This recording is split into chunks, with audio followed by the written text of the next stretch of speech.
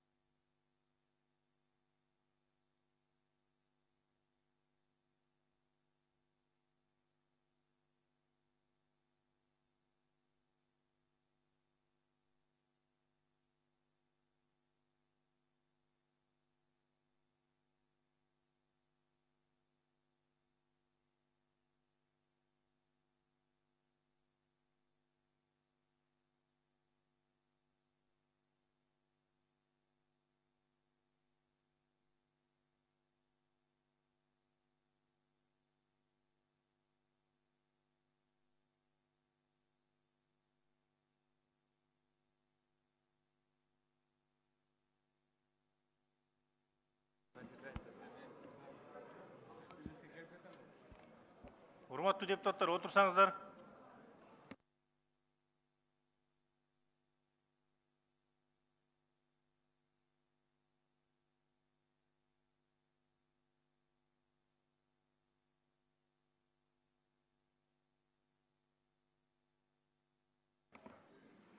Урматтуу депутаттар, орун аласыздарбы? Урматтуу депутаттар.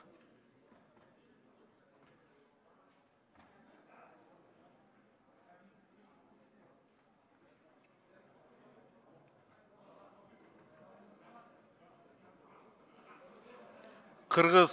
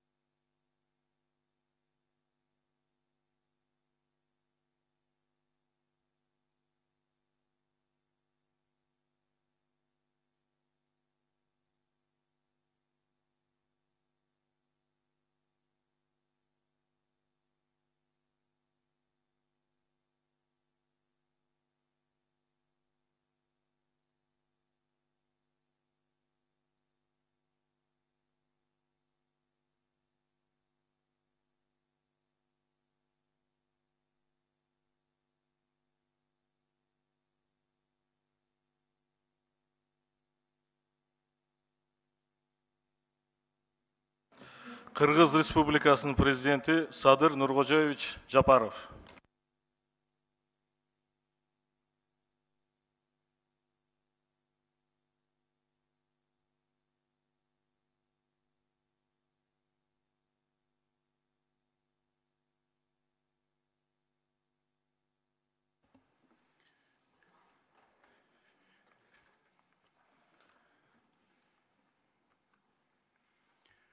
Урматтуу Садыр Нуркожоевич, урматтуу депутаттар, урматтуу Акылбек Үсенбекович, жана министр кабинетинин мүчөлөрү.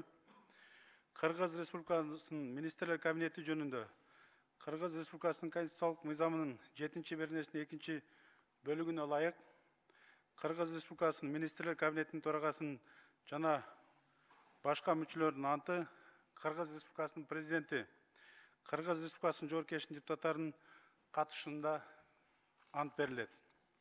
Андыктан Министрлер Кабинетинин айрым мүчөлөрүнүн ант берүү аземин баштоого уруксат этиңиздер.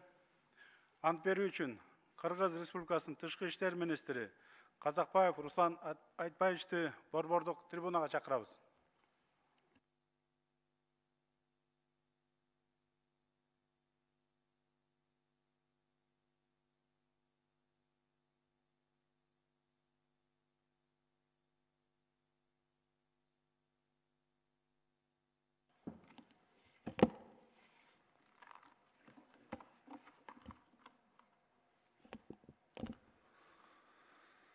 Мен Казакбаев Руслан Айтбаевич, Кыргыз Республикасынын Тышкы иштер министринин кызматына киришип жатып, Кыргыз Республикасынын Конституциясын, мыйзамдарын ыйык сактоого, өзүмдүн милдеттеримди ак ниет жана таза аткарууга жана Кыргызстан элине кызмат кылууга ант беремин.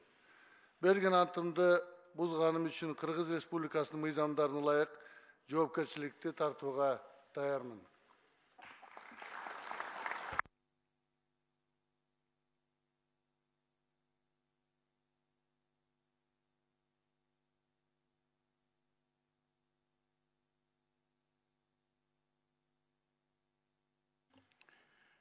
Ант берүү үчүн Кыргыз Республикасынын өзгөчө кырдаалдар министри Ажикей Бообек Эргешевичти борбордук трибунага чакырам.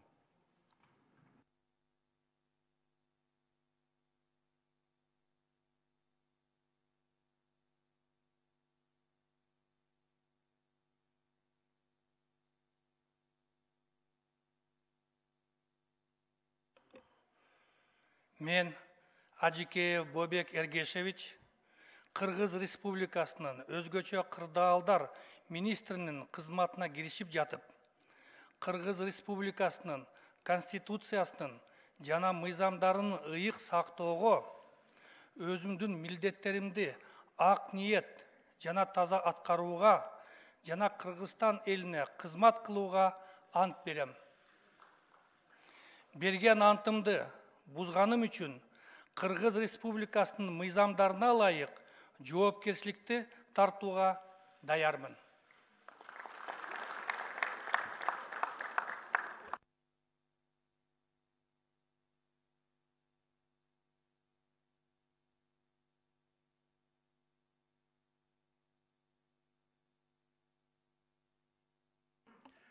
Ант берүү үчүн Кыргыз Республикасынын транспорт жана коммуникациялар министри Осоев Эркинбек Арстанбековичти борбордук трибунага чакырам.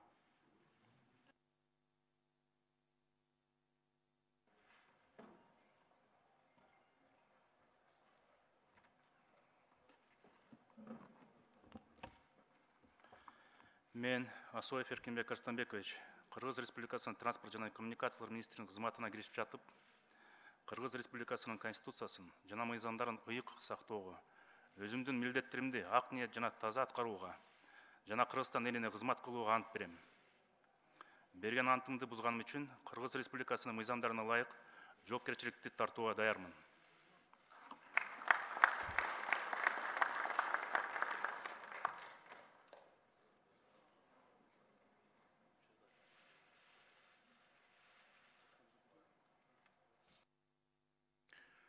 Ант берүү үчүн Кыргыз Республикасынын санариптик өнүктүрүү министри Иманов Талантбек Орускуловичти борбордук трибунага чакырам.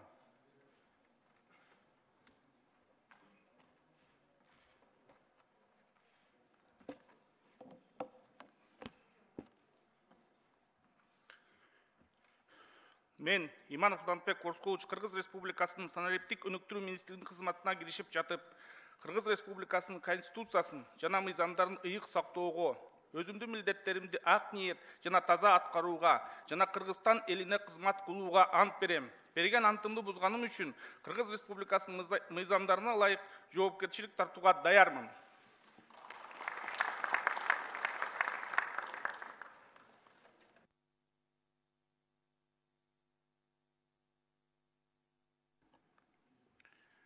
Ант берүү үчүн Кыргыз Республикасынын Билим берүү жана Илим министри Бешаналиев Алмазбек Бешаналиевичти борбордук трибунага чакырам.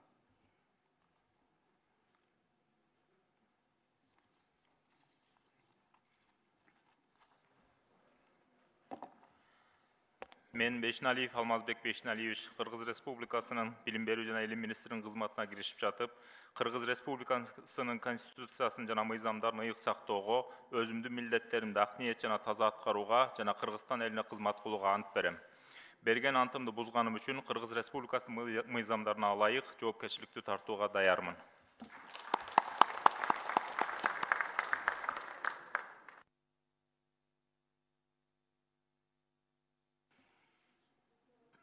Рахмат. Урматтуу депутаттар, ошону менен Кыргыз Республикасынын Министрлер кабинетинин айрым мүчөлөрүнүн ант берүү аземе аяктады. Жогорку Кеңештин атынан жана өзүмдүн атымдан бүгүн ант берген Министрлер кабинетинин мүчөлөрүнө иштерине ийгилик, берген антына бекем болуп, элибизге ак кызмат кылышына баарыбыз тилектешпиз, ишиңерге ийгилик каалайбыз. Сөз Кыргыз Республикасынын президенти Жапаров Садыр Нуркожоевичке берилет.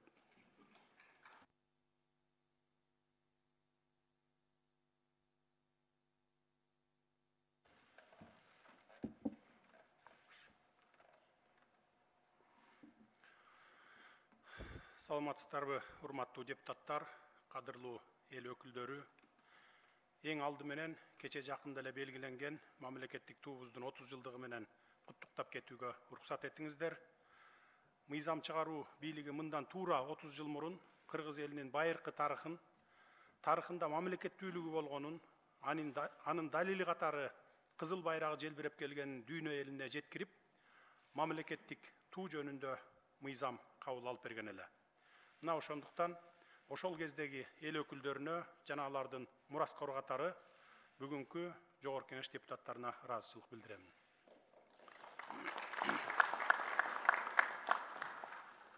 Ошону менен бирге депутат айымдарыбызды дагы кечеги аялдардын эл аралык күнү 8 март майрамы менен чын жүрөктөн куттуктаймын.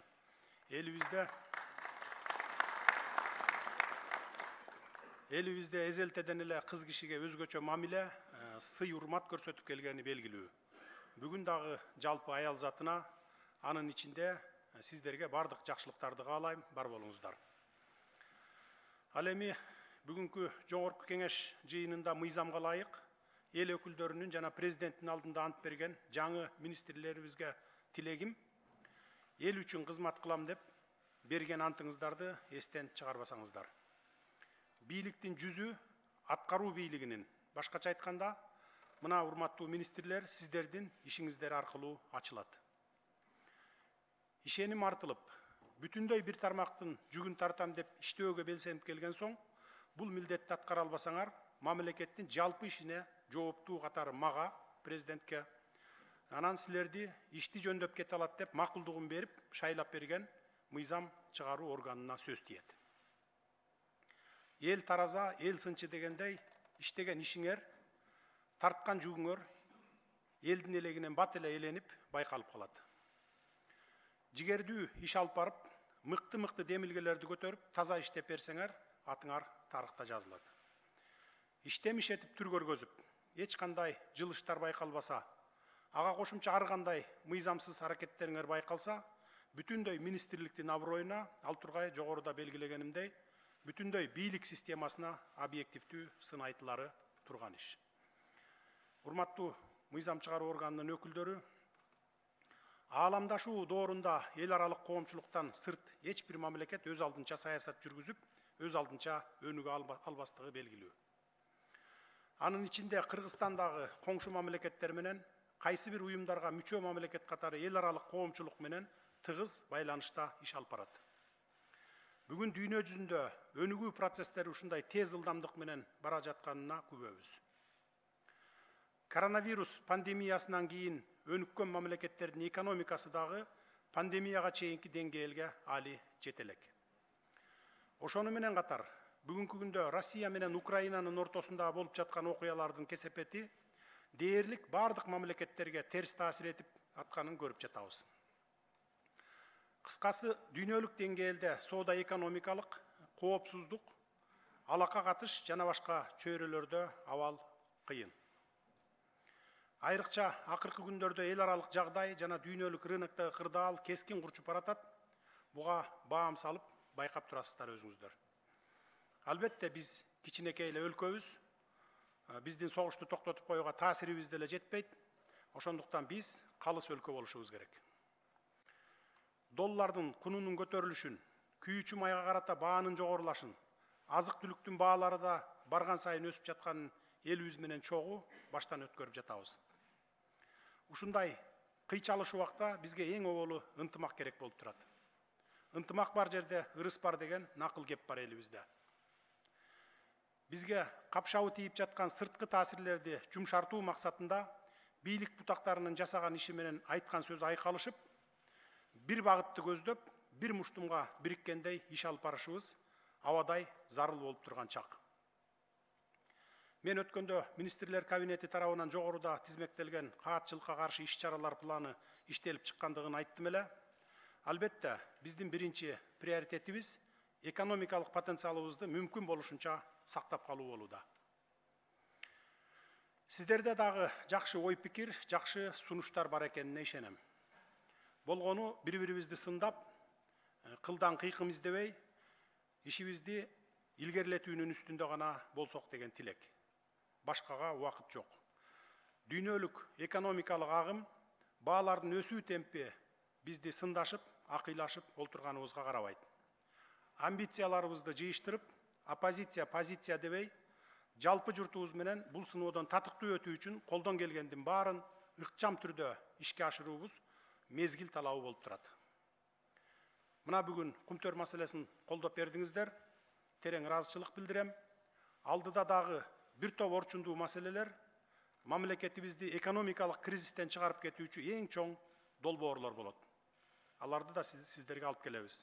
Сиздер менен биргеликте коркпой, эки жакты карап кылчактабай, чечкиндүү кадамдарга барып, тездик менен алдыга жылууну уланта беребиз. Кризистик абал бара-бара оорлошо бере турган болсо, өлкөнүн азык түлүк коопсуздугун камсыз кылуу үчүн болгон күчүбүздү, бар мүмкүнчүлүгүбүздү жумшоого туура келет.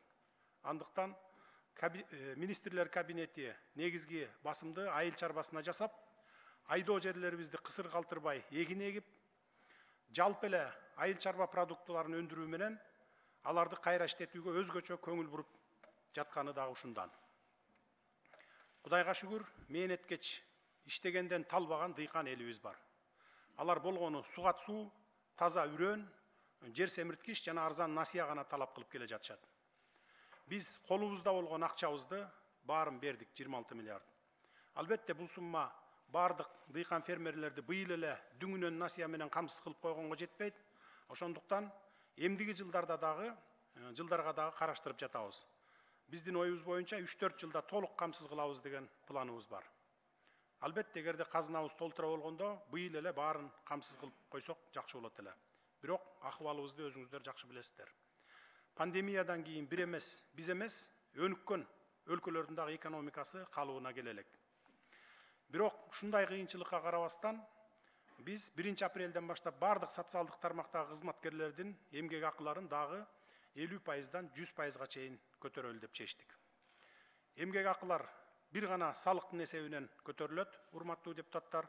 Өткөндө бир депутат кредит алып эмгек акы көтөрүп жатасыңар деди. Министрдин орун басары тыңгылыктуу жооп бере албай атат да. Же өзү билбейт, министрдин орун басары, же даяр эмес.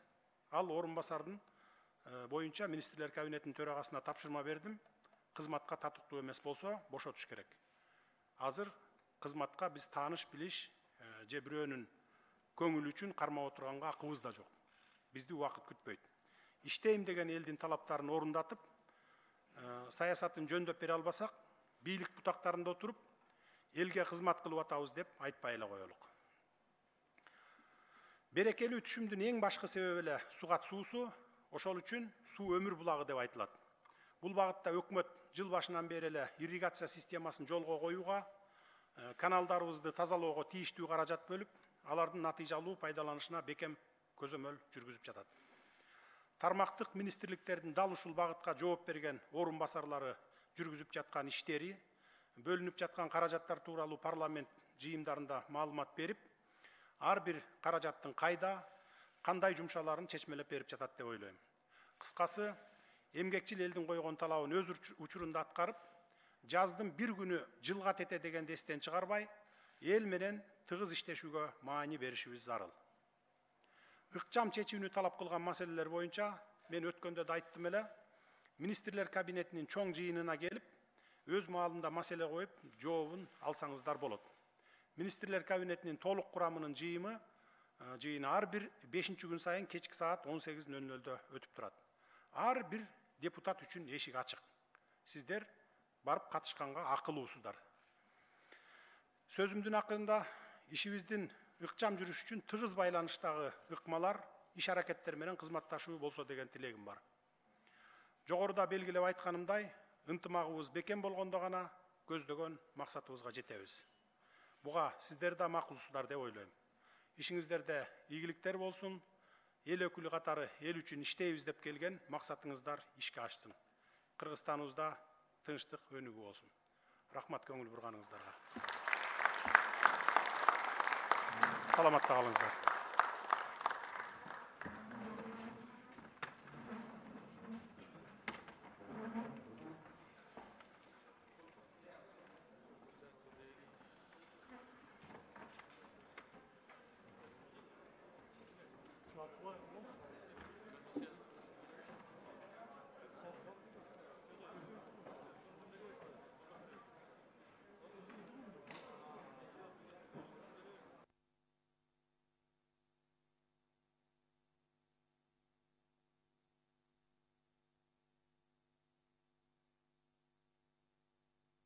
Урматтуу депутаттар, азыр дагы бир маселе бар, талкуулайбыз.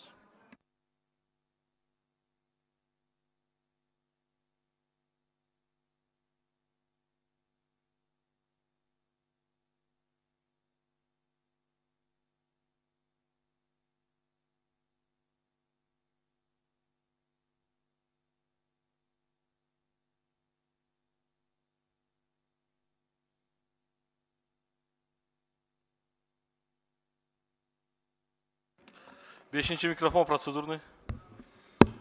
Рахмат. Урматтуу төрага, рахмат. Урматтуу депутаттар. Биз бүгүн күн тартибине киргизели деген өткөндөгү маселени киргизейин деп турабыз. Адахан Кимсанбаевич боюнча макулдук берүү же бербөө жөнүндө. Ошону бүгүн күн тартибине киргизип койсок. Рахмат, урматтуу депутаттар. Көңүл бурсаңыздар, урматтуу депутаттар. Комиссиянын чечими чыкты, ошону алып чыгып койсок. Рахмат. Урматтуу депутаттар. Айбек Жапаровичтен сунуш түшүп атат. Бүгүн күн тартибине убактылуу депутаттык комиссиянын жыйынтыгын угуу жөнүндө маселе күн тартибине киргизүү боюнча сунуш кылып атат. Аталган сунушту мен добушка коем, урматтуу депутаттар. Добуш бериңиздер.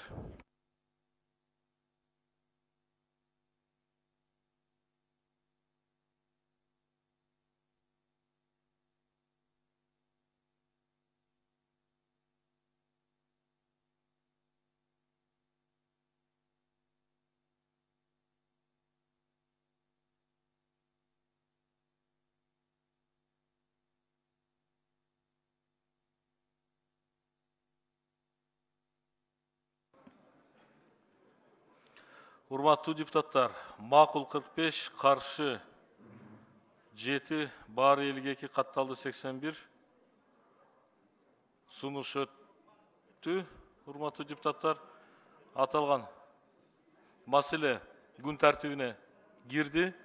Урматтуу депутаттар, орун алсаңыздар. Айбек Жапарович, маалыматты ортоңку трибунадан бересизби же ордуңузданбы?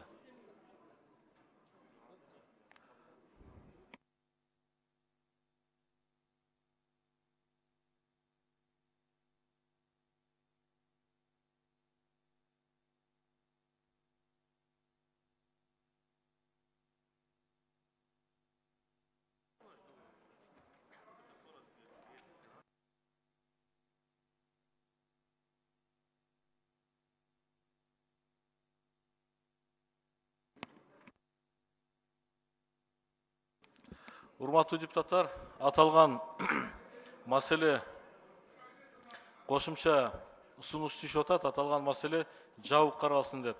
Урматтуу депутаттар, жабык каралсын деген сунуш түшүп атат. Ошол сунушту добушка коем. Урматтуу депутаттар, добуш бериңиздер. Добуш берилген өткөндө. Өткөндө эле каралган. Өткөн маселеде.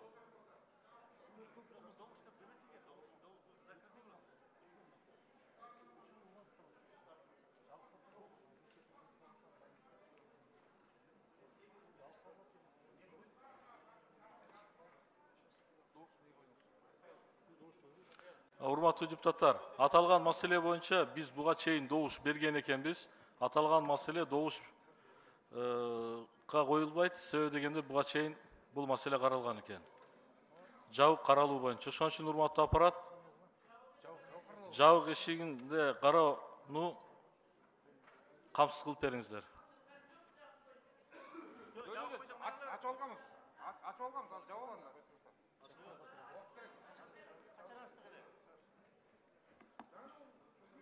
Президент келгенде ачканбыз.